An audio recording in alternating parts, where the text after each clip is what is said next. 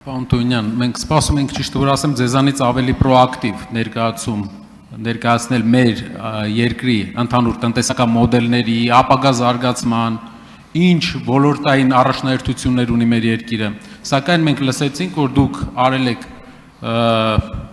ինչ-ինչ քայլեր եւ դուք գրեթե չպատմեցիք այն ապագայի մասին, որ առաջարկում եք մեր հանրությանը, ինչ ապագա ունի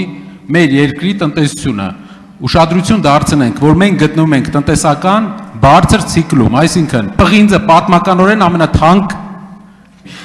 գնի վրա է, պատմականորեն ամենաթանկ։ Կա ռուս-ուկրաինական պատերազմ, որի արդյունքում միլիարդներ են հոսում Հայաստան։ Բայց միևնույն ժամանակ անգամ այսքան հավելյալ շահույթի դեպքում մեր երկիրը շարունակում է ավելացնել պետական պարտքը բարձր տոկոսով։ Դուք էլ տեսնում եք, թե ինչ տոկոսով։ Եվ այս ամենը, այս բարձր ցիկլը, երբ որ դուք համեմատում եք երկրում աղքատության մակարդակի վրա, մի քանի օր առաջ դուք ասացիք, դուք չգիտեք ինչքան է Վրաստանի աղքատության մակարդակը։ Վրաստանի։ Այո, 3 օր առաջ։ Ինչքան է Վրաստանի աղքատության մակարդակը, ինչքան է իջել Վրաստանում աղքատությունը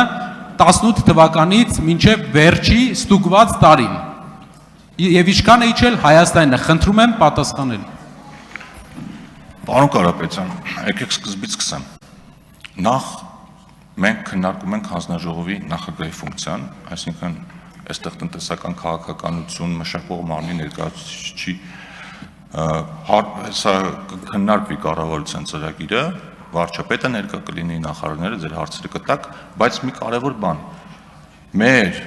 անցած տարիների արդյունքների մասին եւ մեր ծրագրերի մասին մենք ձեզ չենք ներկայացել, մենք ներկայացել ենք այդ ամեն ինչը մեր ընտրողներին, եւ մեր ընտրողները այս ձայն են տվել ու մանդատ, որպեսզի այդ ամեն ինչը շարունակենք։ Իհարկե գայթակղությունը մեծ է, որ ես հիմա սկսեմ ձեր ծրագրի մասին խոսել, թե ինչպես է 300,000 աշխատատեղ ստեղծելու, ինչպես է օրինակ մի կողմից հարկային վարչարությունը թույլատնելու, մյուս կողմից ուժեղացնելու ու սենց բազմաթիվ հարցեր կարող եմ տալ, բայց ես ուզում եմ մենք մնանք օրակարգի սահմանին, որովհետև եթե հիմա սկսեմ ես աղքատության ցուցանիշների մասին խոսել, պետական պարտքի մասին խոսել, դրանցից ամեն մեկը 1 ժամ քննարկելու առարկա է։ Ես ասացի, որ վերջին ցուցանիշներով Հայաստանի Հանրապետությունում աղքատությունը կազմել է 21.7%։ Իդեպ պարոն Ֆարմանյան, որ երեք ասում էիք Տենց լավ չի 54,000 դրամը աղքատության գիծը դարձրեք 27,000 դրամ, այդ մենք չենք դարձնում։ Այդ կա միջազգային մեթոդաբանություն, աղքատության գծերի հաշվարկման, եւ դա է հիմք վերցնում, որը պարբերաբար թարմացվում է։ Բայց կարող եմ ասել, որ օրինակ ջինի գործակիցը բավականին բարելավել է, այսինքն աղքատների եւ հարուստների միջև տարբերությունը էապես նվազել է։ Եվ քանի որ ժամանակ ունեմ, պարոն Կարապետյան, ես էլ ձեզ մի հարց տամ, էլի դուք ձեր հարցը, որտեղ ուրիշ տարբերակ չկա ձեզ հարց տալու, օրինակ ձեր խմբակցության, Հայաստան Դաշնքի խմբակցության падգամավորները այս հայկական ապրանքների սահմանափակումների համար մեղադրում են մեզ, ասում են ձեր քայլերը, սա քաղաքական որոշում է։ Ես երեք կարդում եմ Ռուսաստանի Դաշնության գյուղատնտեսության նախարարությունը ներկայացրել է Հայաստանից գյուղատնտեսական արտադրանքի ներմուծման սահմանափակումները վերացնելու պայմանները։ Նշված է, որ գյուղատնտեսական արտադրանքի անվտանգության ապահովումը,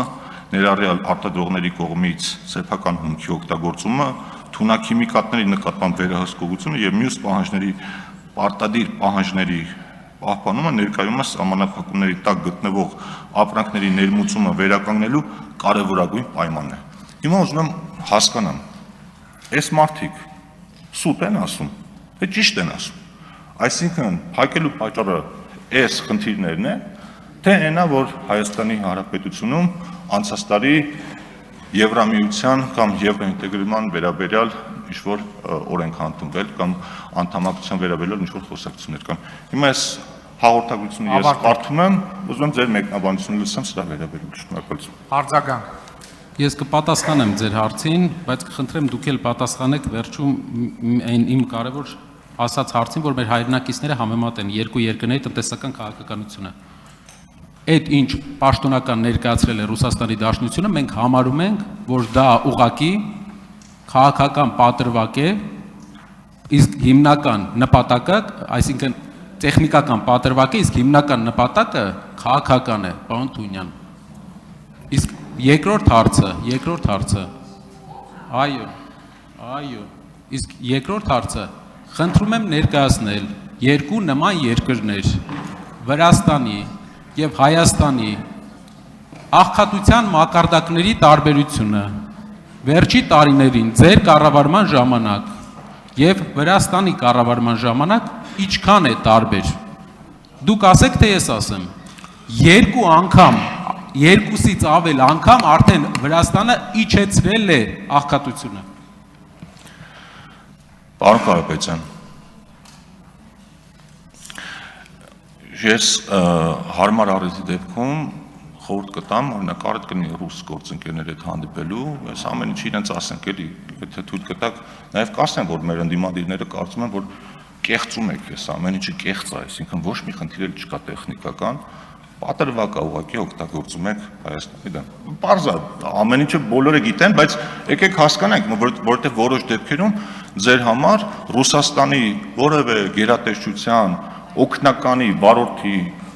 խոսքերը ավելի հիմնավոր են, քան Հայաստանի կառավարության։ Ինչ վերաբերում է աղքատության մակարդակին, ես Վրաստանի աղքատության մակարդակը չեմ նայել, բայց Ժորժ ջան չեմ բանանում։